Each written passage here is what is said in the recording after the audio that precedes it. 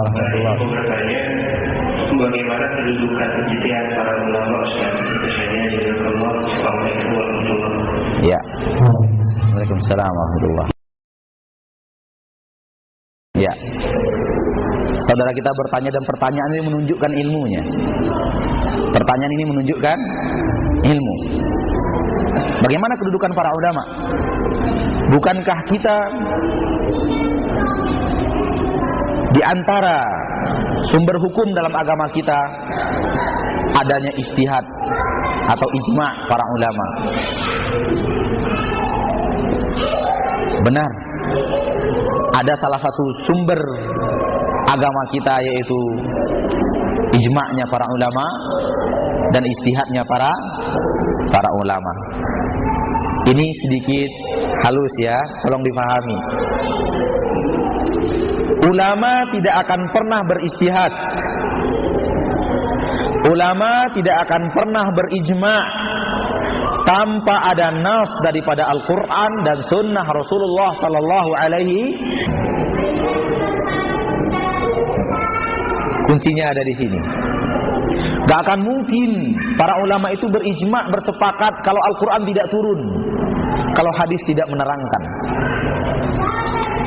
Tidak akan mungkin para ulama akan berijtihad kalau ijtihad itu hasil olah kepalanya saja, hasil olah pemikirannya saja. Itu bukan ijma', itu bukan ijtihad.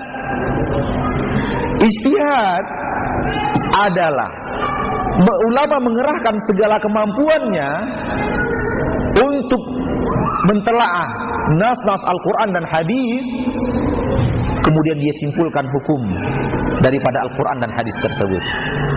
Itulah ijtihad para ulama. Ya, jadi tidak ada ijma', tidak ada ijtihad tanpa kitabullah dan sunnah Rasulullah Sallallahu Alaihi Wasallam. Misalnya begini, Pak, kita temukan di kampung kita ada dua orang yang dinamakan ulama. Lalu dua orang ulama ini sepakat. Saya sepakat dan kami berdua sepakat ijma'.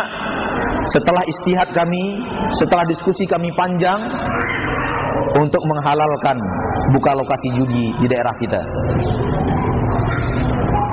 Dengan syarat tidak boleh orang muslim yang masuk ke dalamnya.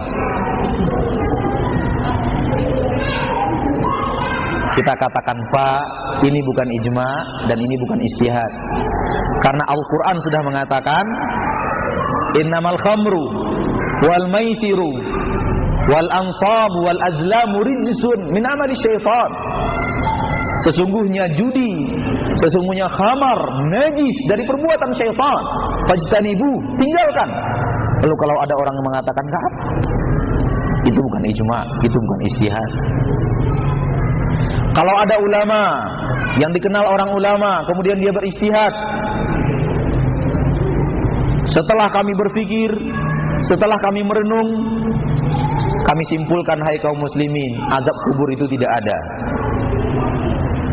Kita katakan ini bukan ijtihad, karena dia tidak bersumber daripada kitabullah dan sunnah Rasulullah Sallallahu Alaihi Wasallam.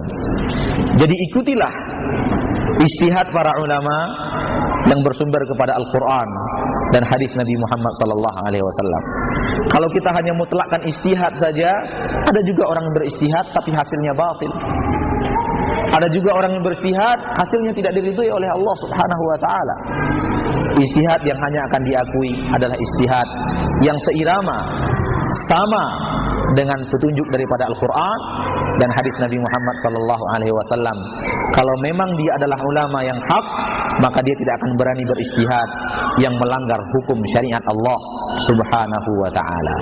Pasti itu. Dia akan hanya berijtihad kepada hal-hal yang diambil kaedah ilmiahnya, dia berkias, dikiaskan kepada hukum-hukum Allah, kemudian dia akan akan tawadhu kepada Allah dengan menyampaikan hukum sesuai dengan kaedah-kaedah yang telah dituliskan dalam Al-Quran. Tapi kalau sudah mulai penyimpangan, maka itu bukanlah ijtihad. Contoh terakhir, contoh nyata dalam kehidupan kita, ketika ada orang yang mengatakan seluruh guru-guru di Mekah telah beristihad, boleh lewat aja yang lalu ihram di sana. Boleh. Padahal Rasulullah mengatakan harus di lam-lam.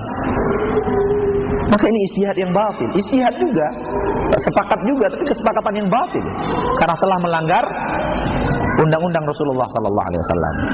Jadi istihad kajinya panjang, pembahasannya panjang, karena kita akan melihat istihad itu apakah dia sesuai kaidah ilmiah, apakah dia sesuai dengan aturan-aturan yang ada dalam Al-Qur'an atau tidak. Dan sepanjang itu tidak melanggar kaidah-kaidah syariah, maka istihadnya benar.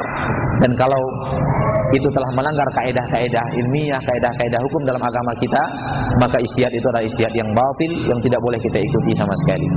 Maka intinya akan kembali kepada Al-Quran dan hadis Nabi Muhammad sallallahu alaihi wasallam.